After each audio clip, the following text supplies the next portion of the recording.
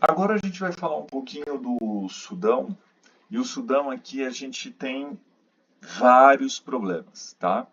Então a gente vai começar aqui falando da Guerra Civil Africana mais antiga, né, que foi entre 1950 e 2010, envolvendo muçulmanos e cristãos no sul do país, né?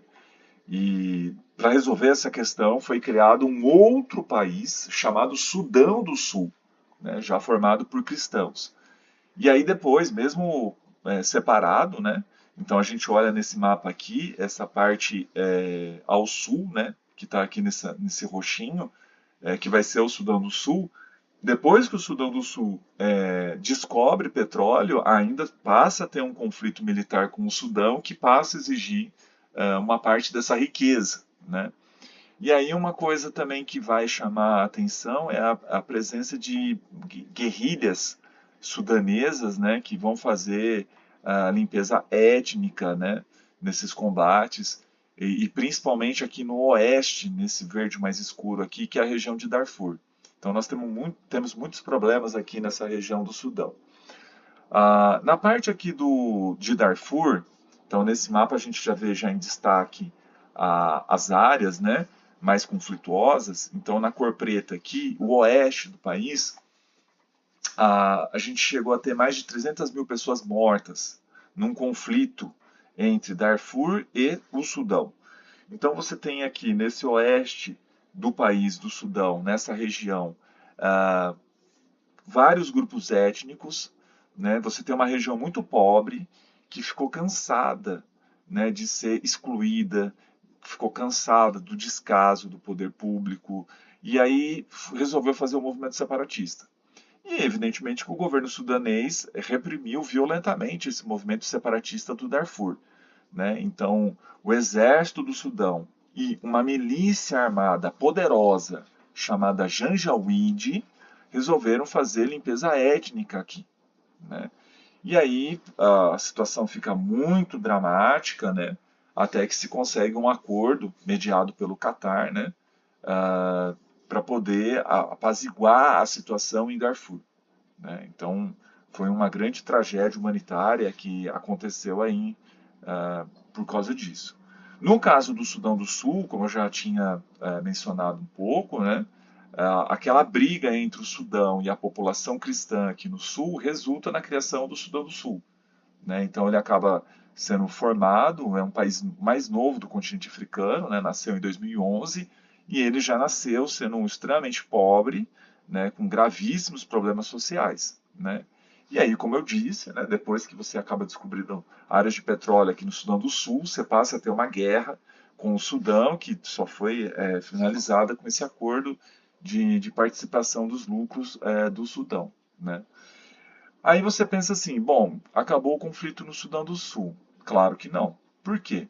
Porque o Sudão do Sul, depois de ter passado de vários conflitos com o Sudão, ele passa a ter um conflito interno que é por questão étnica, né?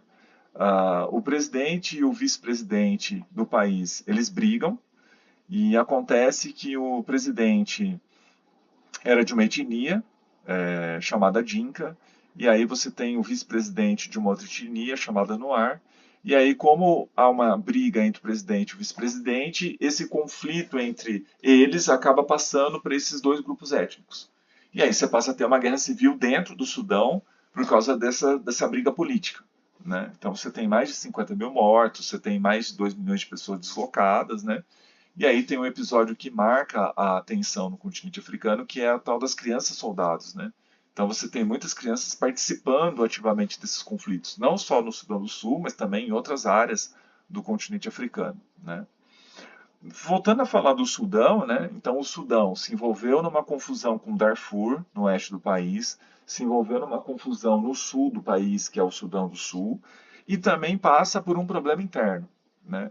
Então, desde 2018, a gente tem uma grande instabilidade no país.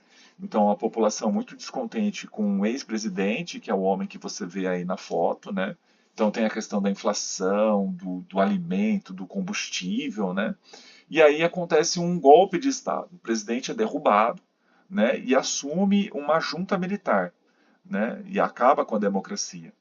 E essa junta militar se envolve ainda num outro tipo de conflito dentro do Sudão. Então a gente vê esses dois homens aqui, o homem que você está vendo aqui acima, né? É o homem que comanda o país, né? É o homem, é o general que comanda o país, né? Que está hoje no centro das atenções, e que ele queria controlar também a milícia Janjaweed, aquela que promoveu o genocídio, por exemplo, em Darfur, no oeste. Só que essa milícia ficou muito poderosa, né, nos últimos anos, no Sudão. E o líder dessa milícia, que é o homem que você vê aqui embaixo, ele não aceita ser submetido ao controle do exército, do general do exército. Então existe uma briga hoje entre o governo militar do Sudão e o líder de uma grande milícia armada, Janjaweed. Né? Então o conflito ainda continua, né? Porque são dois grupos bem armados, né? E ficam disputando o controle de territórios. Tá?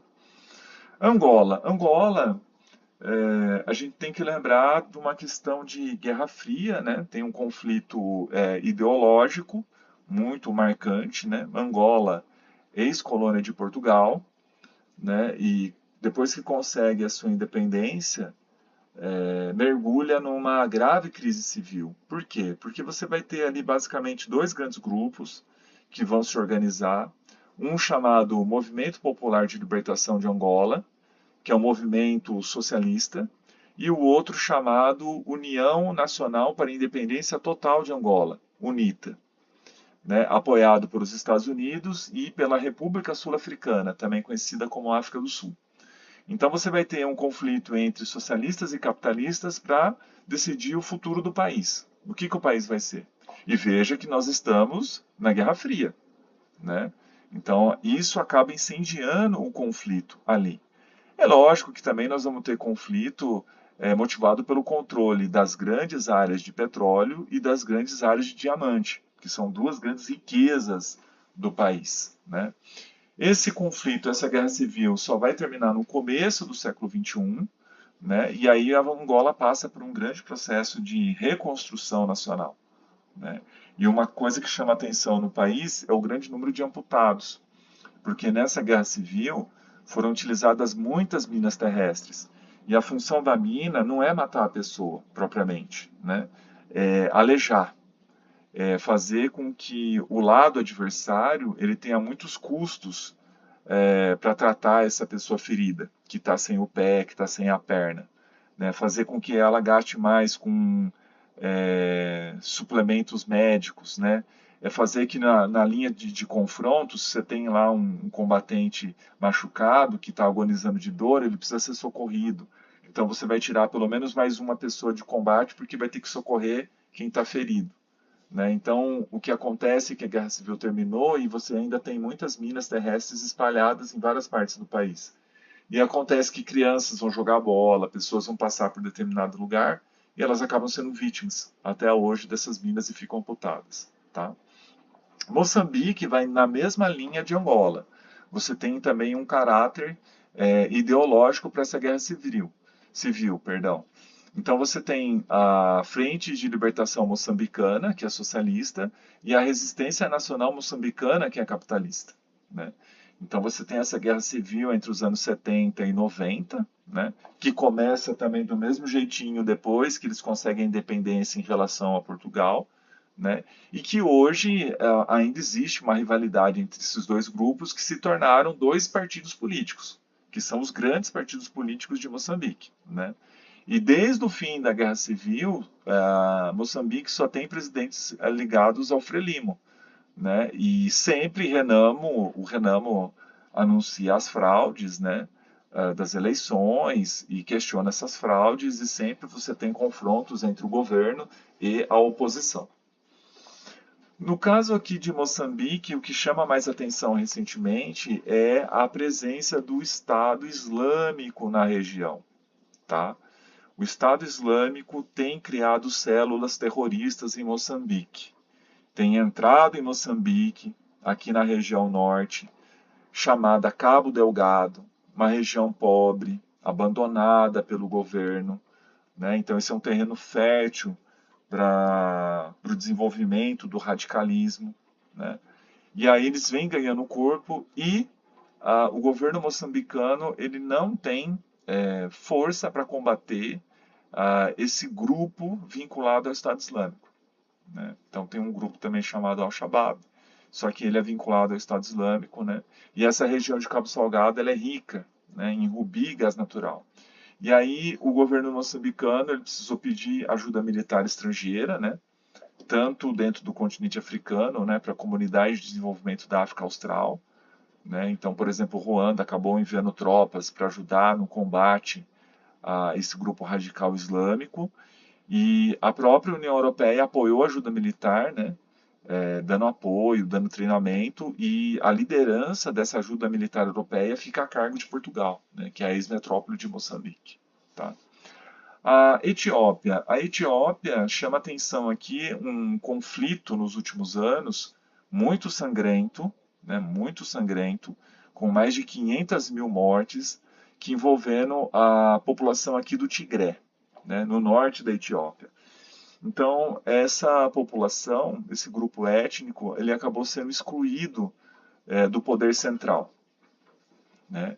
E aí aconteceu um conflito armado entre o governo central e as forças separatistas do Tigré.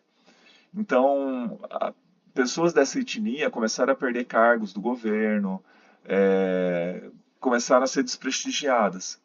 E aí eles acabaram se revoltando, tentaram uma separação e foram duramente